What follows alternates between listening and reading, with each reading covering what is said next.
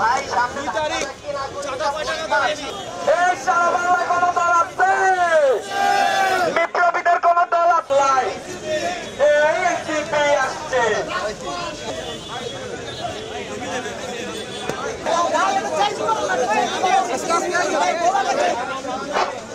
এই ভাই সবাই এত হরুন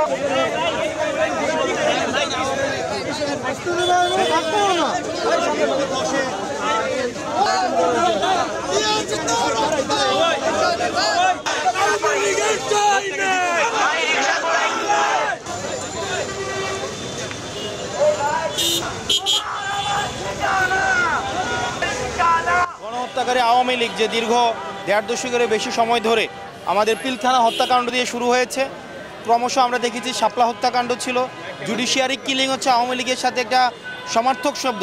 মানে জুডিশিয়ারি কিলিংয়ের অসংখ্য অজস্র উদাহরণ আওয়ামী লীগ সৃষ্টি করেছে।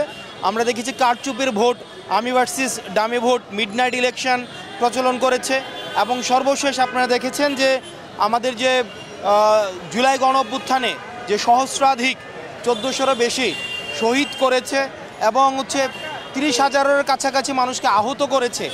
এই সবগুলাই এই যে গণহত্যার চেষ্টা করা হয়েছে, এই গণহত্যাকারী আওয়ামী লীগকে বিচার নিশ্চিত করা সহ এবং রেজিস্ট্রেশন বাতিল, নিবন্ধন বাতিল এবং এই জুডিশিয়ারি পুরো প্রক্রিয়া চলাকালীন রাজনৈতিক কর্মকাণ্ড নিষিদ্ধের জন্য আমরা হচ্ছে আগামী ২ তারিখ বাইতুল মোকাররমের দক্ষিণ গেটে আমরা বিক্ষোভ মিছিল করব এবং সেটির অংশ হিসেবে আমরা সব জায়গায় হচ্ছে আমরা মশাল মিছিল করেছি, আমরা হচ্ছে লিফলেট বিতরণ কার্যক্রম অব্যাহত রেখেছি।